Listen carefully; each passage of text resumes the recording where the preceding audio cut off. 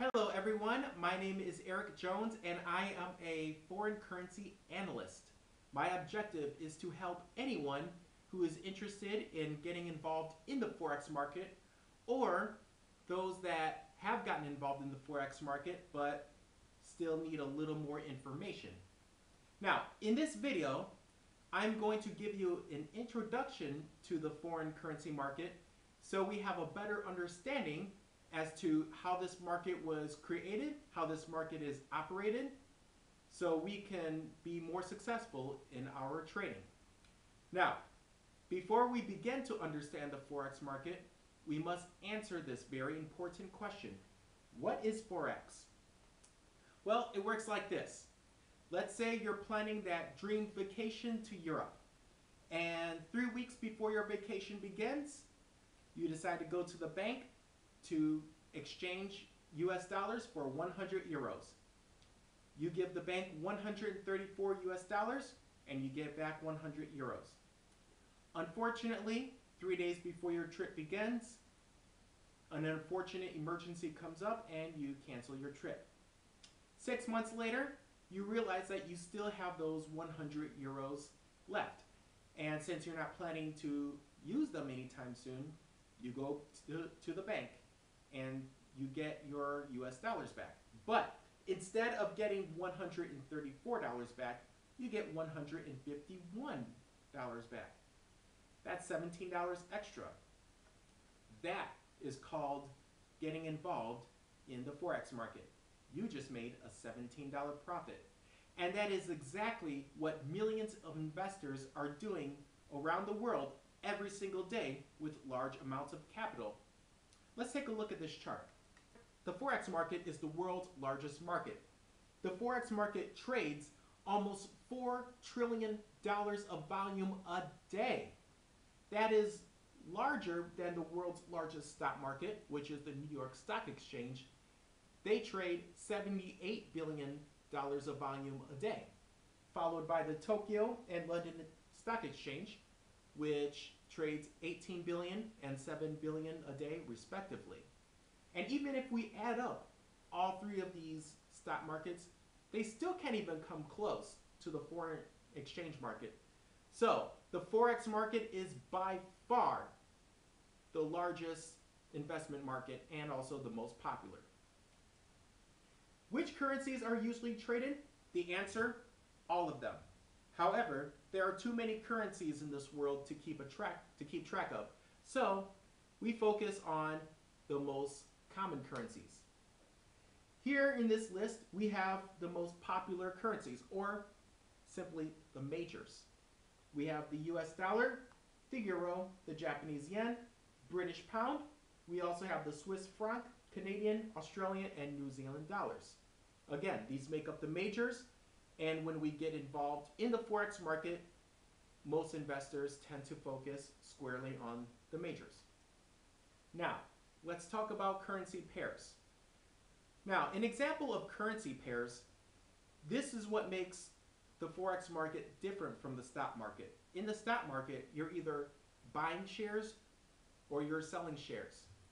However, when we're dealing with foreign currency, we're actually making two transactions at once. We take a buying and selling position because we have the US dollars in our hand, the bank has the foreign currency that we want, we're selling our dollars and we're buying that foreign currency. So remember, two transactions in one position. Now here we have a currency listing, the euro dollar, and we have this number at 1.34. The euro symbolizes the bid currency. The bid currency is a currency in which the value is being measured. That's the currency listed first. The cross currency is the currency in which the bid is being referenced to. So in this case, we're measuring the value of the euro in US dollars. Now, I'll give you an easier analogy. Let's say we have a pencil and we want to measure how long the pencil is. So we take a ruler to measure the length of the pencil. Now, the pencil symbolizes the euro. the ruler symbolizes the US dollars. Okay, so that's my analogy. The number on the bottom, 1.34, this would suggest that it would take $1.34 to equal the value of just 1 euro. The most commonly traded pairs. Now again, when we get involved in the Forex market, or for those that are just beginning, it's better to just focus on these pairs first, because these pairs have the most volatility. We have the euro-dollar pair, we have the dollar-yen pair, then we have the pound-dollar pair, we also have the US dollar-Swiss franc pair, American and Canadian, Australian and US, and New Zealand and US. And again, these are the most common currencies that many Forex investors like to work with. Now, which currencies are distributed the most in Forex? And the answer is the US dollar. The US dollar accounts for almost 85% of the movement in this market, followed by the euro at almost 40%, Japanese yen makes up 19%, and the British pound makes up almost 13% of the movement. Australian dollar, Swiss franc, Canadian dollar, and the other currencies at 25%. Now, if you notice, all of these numbers here add up to 200. Why 200? It's because currencies are always traded in pairs. You're taking a buying and selling position.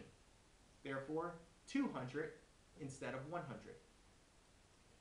Now, the major banks and corporations around the world, they store many different foreign currencies in their reserve accounts so they can use those to make their trades. However, the US dollar makes up 62% of the currency in the world's reserves, followed by the euro at 27%, and you also have the Japanese yen, Swiss franc, and British pounds. Now, as we notice by now, the US dollar is by far the most important currency. But why is the US dollar so important? That's because of military superpower. When we pay attention to the news, we always see the US government sending its military around the world carrying out missions. Now, in order to carry out those missions, the governments must spend money. Many corporations and banks, they either have their headquarters in the United States, or if they're foreign, they have major offices in the United States. That creates a large and highly liquid market. Also, the United States dollar is considered a reserve currency. Many countries that are undergoing economic recession, they tend to rely on the strength of the US dollar in order to pull their economies out of recession. There are many small countries in the world that are not able to produce their own currency. So they use the US dollar as their official currency. Some other countries, they do produce their own currency, but they peg the value of their currency to the US dollar. Also, the US economy is the world's largest economy, and that creates a high demand for the US dollar, and also the transferability of the US dollar remains high. The US dollar is also a median between two smaller countries. For example, let's say Mongolia wants to sell imported bananas from Brazil, and Mongolian merchants, they want to buy bananas from the Brazilian farmers, but they don't accept Mongolian currency. So what do the Mongolian merchants do? They exchange their local currency into US dollars. And in turn, they use those US dollars to buy the bananas from the Brazilian farmers. They exchange the US dollars into their local currency. So when we have two smaller countries making these kinds of transactions, that also creates the demand for US dollars.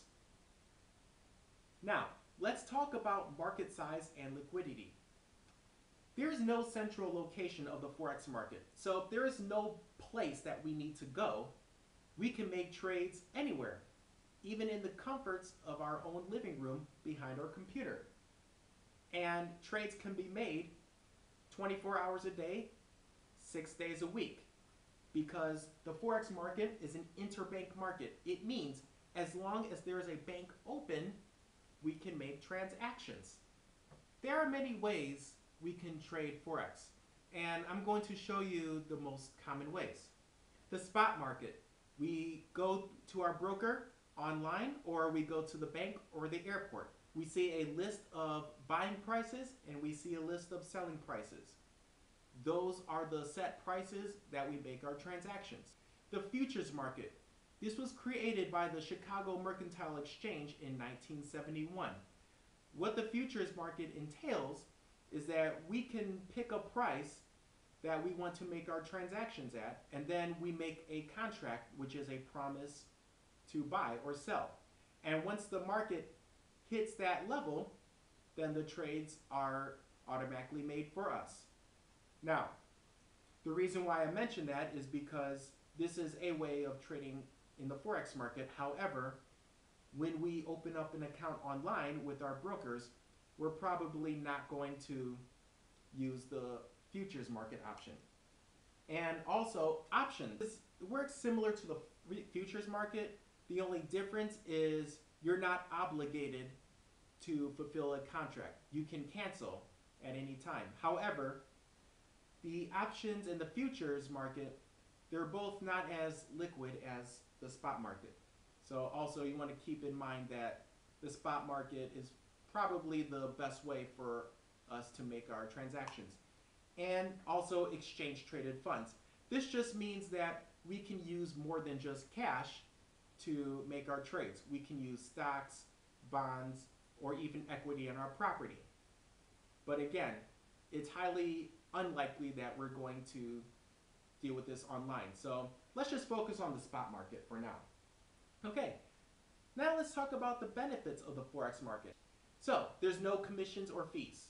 Many brokers, they charge commissions every time we want to buy or sell stock. We don't have to worry about this with Forex. Direct trading. I have currency in my hand, you have currency in your hand, and let's make the trade. So trading foreign currency is much easier than trading stock. When we're online with our trading platforms provided to us by our brokers, we see a price that we want to buy or sell, or we see the prices that we are able to buy or sell. We just, with one click of the mouse, the transaction's already made. And there's no minimum lots. So the sizes of our trades can be as big as we want them to be or as small as we want them to be. And no one controls the Forex market. It just means that the Forex market is not governed by one person or one bank or one corporation. The Forex market just consists of investors like you and me. Some investors have large amounts of money, some have small amounts of money. Some invest as individuals, some invest as a corporation. But there is no person that controls everything and pulls all the switches. And it's a 24-hour market. So we can make trades when we wake up in the morning, before we go to work. We can make trades on our lunch break, after we get off work, and right before we go to bed. So as long as there's a bank open, we can make trades. And also leverage. How does leverage work? It works like this. Let's say we open up an account with our broker. And let's say our broker gives us 50-to-1 leverage. It works like this. Now, if you remember, at the beginning of this video, we talked about that vacation to Europe. Well, here's that example again. The 134 US dollars, as I mentioned, becomes 100 euro. However, with 50-to-1 leverage, that 100 euro now becomes a 5,000 euro contract due to the 50-to-1 leverage. We opened up our position before we planned to take that vacation. Our vacation got canceled, and then 6 months later, we decided to close that position by getting our US dollars back. However, Instead of getting $134 back, we get $151 back. So we made a $17 profit. But wait a minute, with the 50 to 1 leverage, that $17 profit is actually an $850 profit. That's how leverage works. So leverage is a great way of making money in this market. However, leverage can also hurt us. And I'll explain later on how leverage can hurt us. So, more benefits of the Forex market. It's high liquidity. So there's a lot of fluctuations in the Forex market. It's always going up and down, and we can open and close positions with the click of a mouse. And also, there's no minimum size limit. You see, it would be ridiculous to try and make money in the Forex market by just trading $1 or €1. So we need to trade currency in bulk, which is how the major investors do it. So when we get involved in the Forex market, we have to trade in lots. Lots of 1,000 units, 10,000 units, 100,000 units. And the size of the units can be whatever size we want them to be. Now, you're probably thinking, well, I don't have $10,000, so how can I get involved in the Forex market? Well, I'll explain that later in the video. Let's just talk about the benefits now. Demo accounts. We open our account with our broker online. However, we do have the option of opening up a virtual account where we are given virtual money. With this virtual money, we can open and close positions and learn how the Forex market works before we invest with real money. I urge all new investors to open up demo accounts before we invest with real money, because the more mistakes that we make in the beginning, the fewer mistakes that we make later on when we have more experience trading. It's better to make all of our mistakes without spending our real money, right? It just makes sense. Also, currency pairs, they're easier to read than stocks, because the list of the currencies is not as long as the list of every single stock on NASDAQ or Dow Jones. And price certainty. Again, we see the price that we want to buy or sell, and we can agree to that price, and that's the price that we close our positions. And again, we don't have to worry about the price changing. And also, risk management. Now, no investor is perfect. We don't always have successful transactions. We do lose money on our transactions. But the amount of money that we lose, that's important, because the amount of money that we lose determines whether or not we can make more investments in the future that can give us big profits. Now, as I explained before, there is no one person controlling the market. However, there still is sort of a hierarchy, if you want to call it.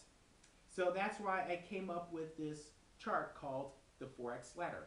I placed the major banks on top is because they invest more currency, and it's because of the actions of the major banks and even the information that they release that controls the electronic broker services, which is an automated service created by Reuters, which can compute and calculate the transactions made by the major banks.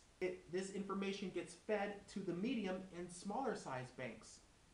And below the medium and smaller size banks, we have the retail market makers, the retail ECNs, and also hedge funds and commercial companies. They take that foreign currency information from the medium and smaller size banks, and they use that to make transactions with retail traders.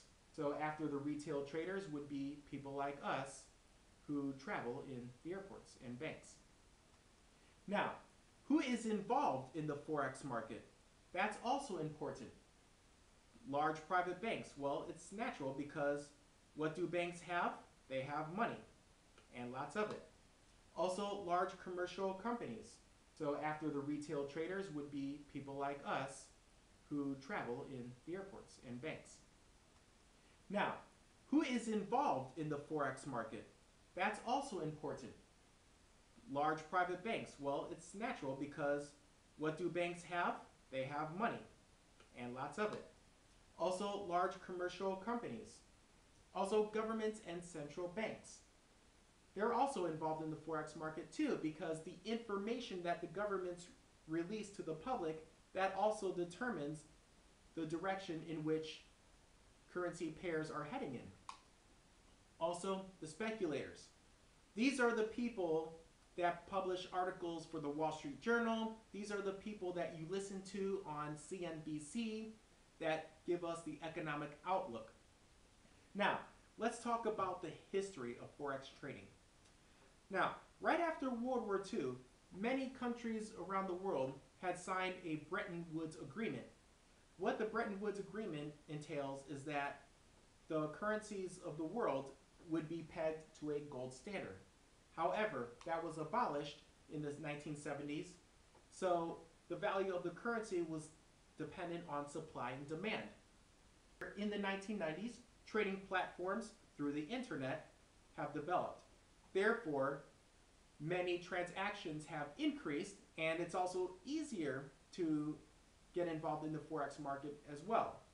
So we can say that the internet plays a very important role in developing this large $4 trillion a day industry. Now, retail Forex brokers. These are the market makers. They consist mainly of foreign currency bureaus. Again, just places that we can exchange our currency, and these are the people that set the bid, ask, and spread. The bid price, that is the buying price. And the ask, that is the selling price. And the spread, that's the difference between the two. So remember, the bid and the ask, they're not the same numbers. They're actually two different numbers. And for example, here we have a listing of the euro dollar. Notice that the number on the left, 1.2000, is different from the number on the right, 1.2002. The spread is the difference between the two prices. The electronic communications network. This facilitates the transactions that are requested.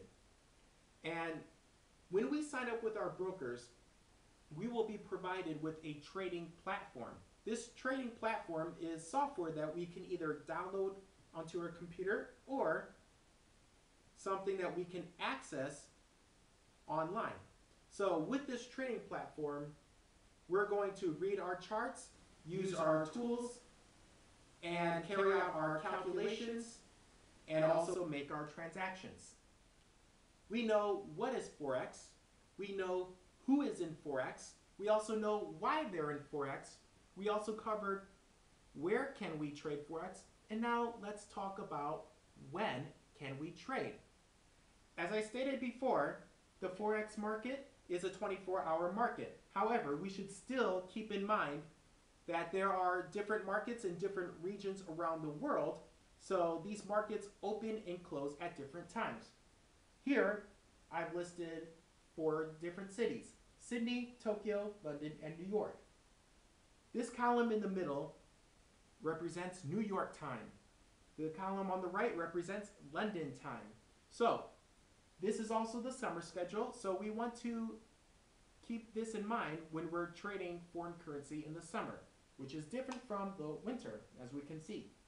Now, if you notice, there's a 2-hour difference between the winter and the summer in regards to the Sydney time zone.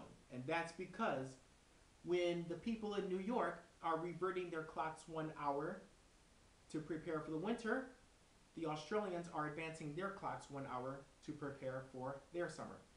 The most traded pairs during each session. So here I've listed the Tokyo, London, and New York. Those are the 3 largest sessions. And again, we have the major currency pairs that we're following. These numbers represent the number of pip movements. High number of pip movements tells us the most amount of action in each pair and in each session. Okay, let's talk about the Tokyo session. Here's what we need to know if you want to trade foreign currency during Tokyo time. Now, The Tokyo market, because it is open during the same time people in Hong Kong, Singapore, and Sydney are trading, it also covers those markets as well. And also, a lot of the action in the Tokyo market involves commercial companies and export companies because technology is the heart and soul of their economy. So we want to pay attention to how much Japanese companies are exporting. And the Tokyo market is not as volatile as New York and London, so there's not too much fluctuation during those times as well. Most of the action does take place earlier in the session because the Japanese government, they tend to release the information on their economy early. So, and also there's a lot of consolidation during the Tokyo session right after lots of action in the New York market. Which pairs should we trade during the Tokyo market? Well, you can trade any pair. However, pairs that involve the Japanese crosses are the most popular. So it's obvious that if we're looking for action in the Tokyo market, trade the currencies in which that come from the countries in which the markets are open, such as Japan, Australia, New Zealand. Okay, let's move on to the London session. Here's what we need to know during the London session. It's the busiest session, obviously, because we're not just dealing with the London market, but we're also dealing with the 16-member Eurozone, including Germany and other countries as well. So there's a lot of overlap between many markets. And there's high liquidity and also potential lower transaction costs. So this is also a good opportunity for those that are looking for a lot of action, and also they want to save money by making transactions when the spreads are close together. And again, because of the overlap, and also because the end of the London session can also take place during the beginning of the New York session, that also creates a lot of high volatility. So also trending. Many investors, they look for trends. And if you're the type of investor that looks for trends and makes transactions based on those trends, you want to pay attention to the London market as well. And there's a lot of volatility. Most of the volatility is in the middle of the session. So you want to be careful when you're making your transactions early, because you don't want to get caught up in the frantic mess that might take place during the middle of the session. And also, trends can reverse towards the end of the session, because many people want to wait to see what happens in New York. So the most traded pairs in London during each session, well, those are pairs that involve European currencies, such as the euro, the pound, and the Swiss franc. So if you're looking for large amounts of action when you're making your trades, it's highly recommended that you focus on European currencies as well as the US dollar. Now, moving on to New York. Here's what we need to know about New York. Lots of liquidity during the morning, as I mentioned before. New York opens their market at the same time London is closing theirs. So again, we're talking about market overlap. And the US economy, when the government releases information about the economy, it creates a lot of volatility in the market, because the US dollar, the value of the US dollar is very sensitive to the information that the government puts out about the economy. Activity tends to lower in the afternoon after the European investors are resting in their beds. And there's also very little movement on Friday afternoon, obviously, because not only do you have the people in Europe enjoying their weekend, and also Japanese investors are resting from a full week of trade. There's not too many investors out there. And not much trend reversals on Friday afternoons. Now, let's talk about the New York market on Friday afternoons. Many investors don't like to carry open transactions during the weekends, because that can be very dangerous. You see, many things happen in the world during the weekend, and if the markets aren't open to pick up on that reaction, then investors are facing a really big risk. So I'm not saying it's bad to keep transactions open during the weekend. It's up to you. Pairs that involve the euro or any other European currency, and obviously anything involving the US dollar is going to generate large amounts of action. So, the busiest times to trade? Well, again, we can trade on any day, but if you're looking for large amounts of action, it's recommended that you trade on Tuesdays, Wednesdays, and Thursdays. As we can see, the numbers are bigger, and don't forget about market overlaps. So, the more markets that are open, the more pit movements we get on the currency pairs, which explains why the London market is the busiest market. How do you make money in Forex? Well, it works like this. So let's say the exchange rate on the euro dollar is 1.18. Now, that means you are purchasing euros and you are selling US dollars. Now, let's say we received 10,000 euros in exchange for $11,800. Okay? So we make that transaction. 2 weeks later, we decided to close our position. Closing our position means we take that 10,000 euros and we exchange it for US dollars. But if we did that 2 weeks later, at the exchange rate of 1.25, we're not going to get $11,800 back. We're going to get $12,500 back. You see, within that 2-week period, the exchange rate changed from 1.18 to 1.25. That means we just earned a profit of $700. And to illustrate that further, I created this calculation on the bottom in bold print to see how we made that $700 profit. Now, how do we read a Forex quote? This is what a Forex quote looks like. So here we have British pounds, US dollars, and we have a quote at 1.53269. The currency that's listed first, we call that currency base currency. The currency that's listed second, we call that the quote currency. Remember before where I said that there are no commissions or fees for making a transaction? Well, brokers still make money on their transactions by setting up the spread. So the difference between the two prices, that's where the brokers make their money. So, and that takes the place of the commission, just in case you were wondering. So again, when I say long, it means we are buying the base currency and we're selling the quote currency. Short means we are doing the opposite, which is we are selling the quote currency and we're selling the bid currency and we're buying the quote currency. In this case, going long means we're buying the euros, selling the dollar. Short means we're selling the euros, buying the dollar. Okay? So we're going to use these terminologies a lot in the future videos, so I want to make sure that we understand them now.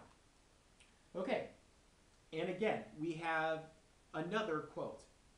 And this time I'm not going to have any explanations on this slide, so again,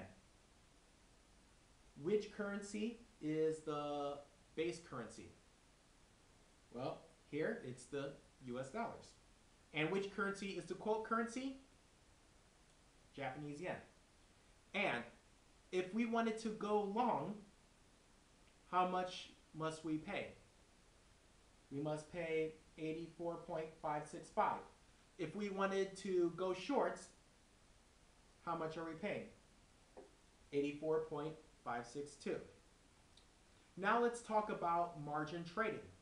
Currencies are traded in lots.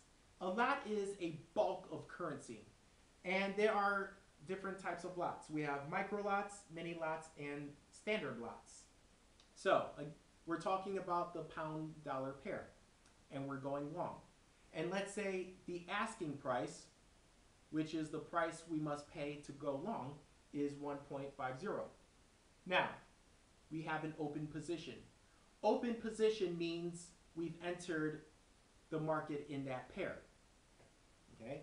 So your broker allows you to trade with a 2% margin. That means your broker will remove $3,000 from your account. Now, 2% margin, it just means on every transaction, you provide 2% of the value and your broker provides the 98%.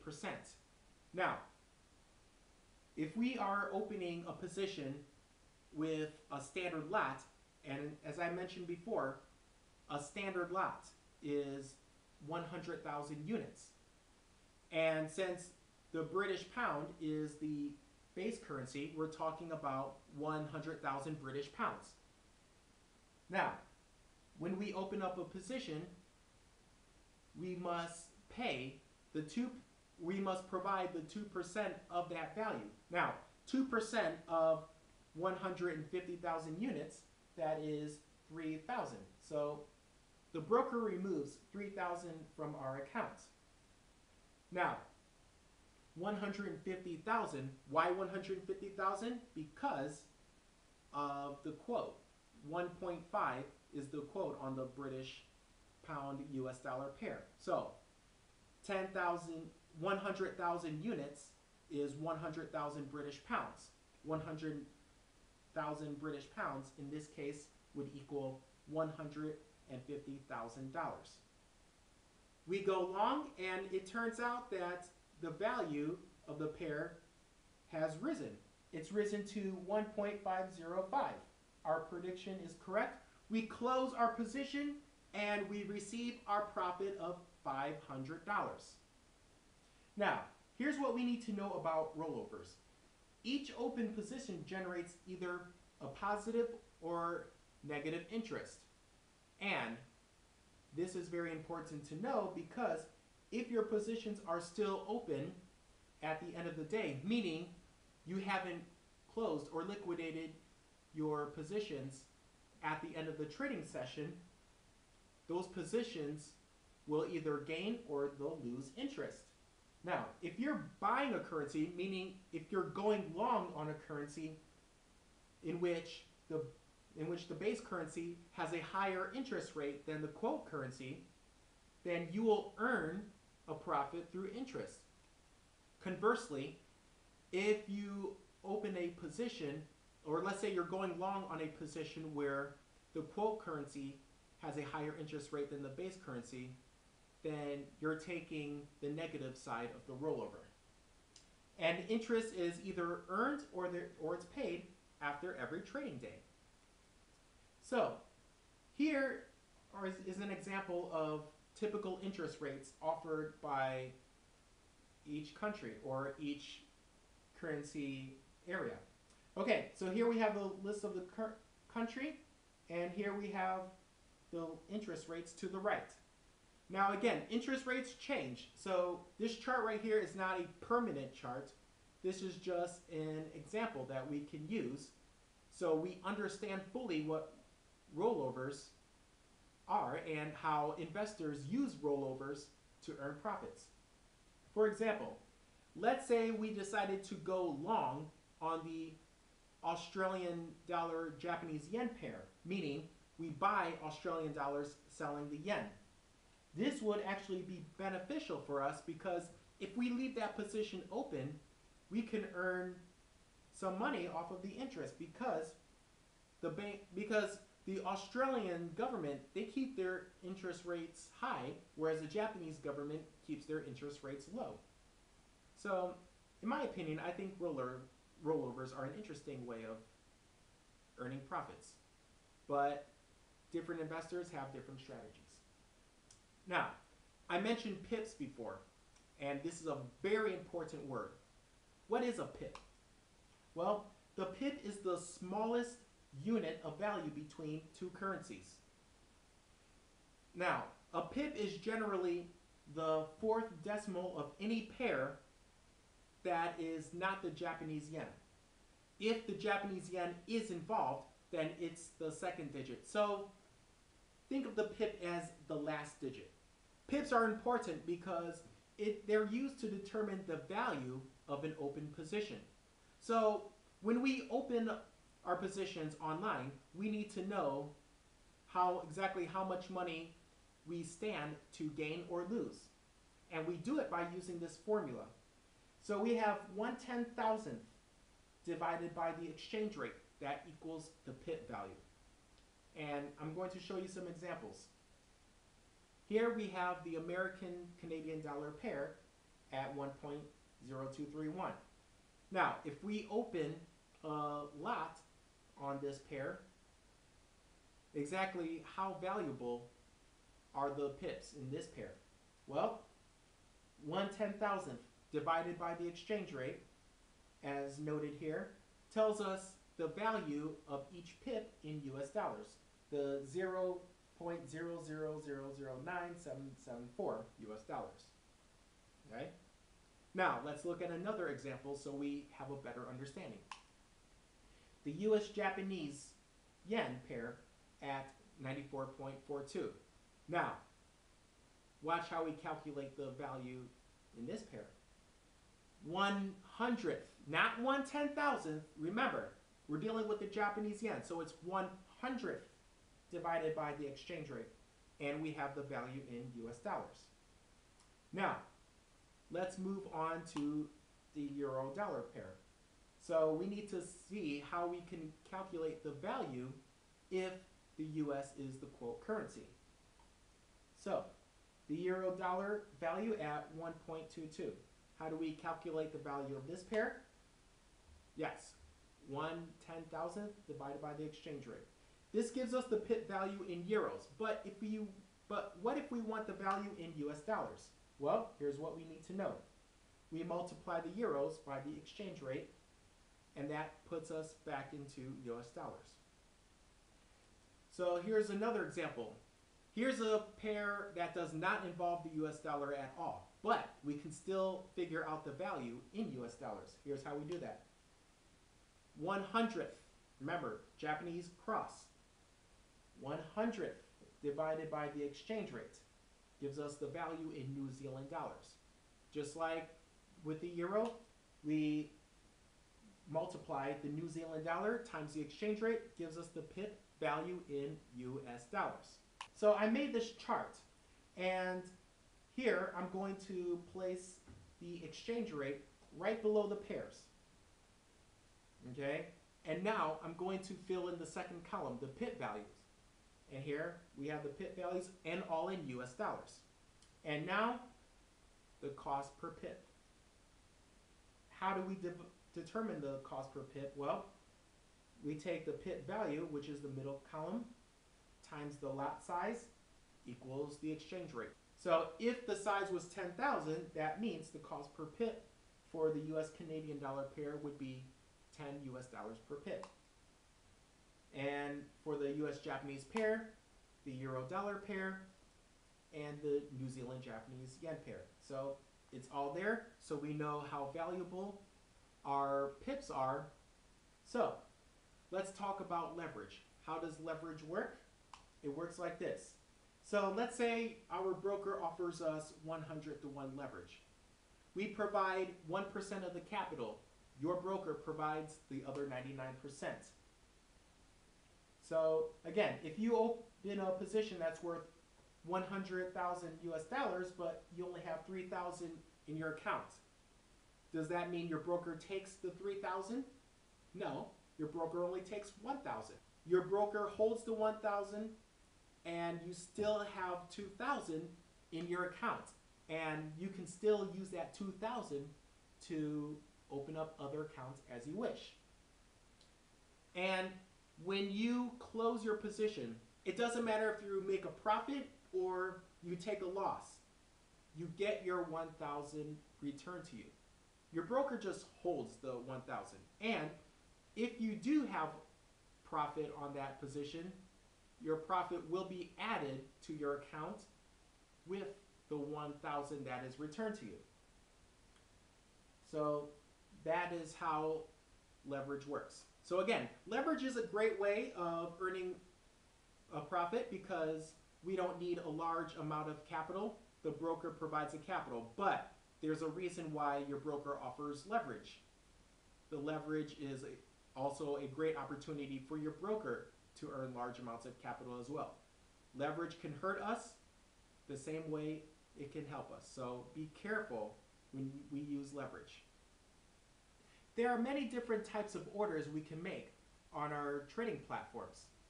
First, let's talk about the market order. We have a list of bid prices, we have a list of ask prices. It's that simple. When we see a price that satisfies us, we can open a position at that price. Limit entry.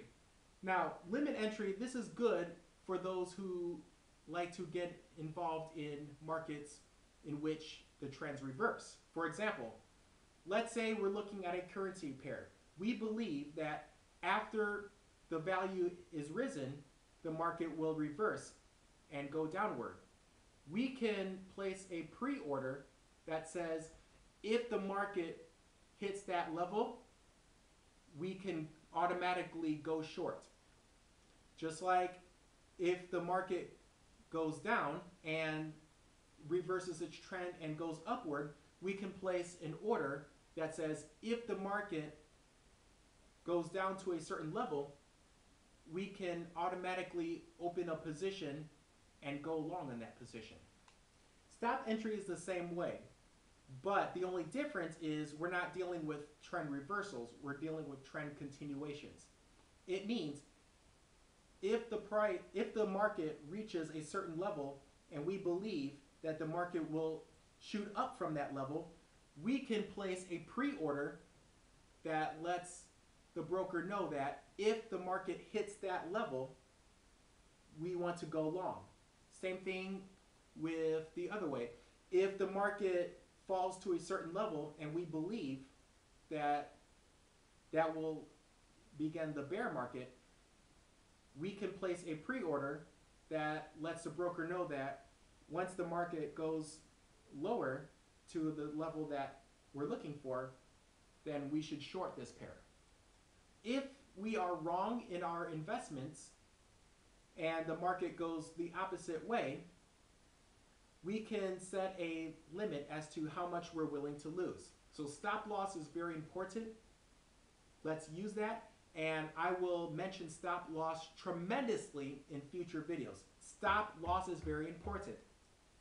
Trailing stop. It just means that we can raise the stop loss after our position has entered in the profit area, so we don't lose our profits. So trailing stops are also important. So let's pay attention to how trailing stops work. Good till canceled. It just means our open positions remain open until we close them. And also good for the day. It just means that if we don't want to leave our positions open while we're sleeping in bed, we can set an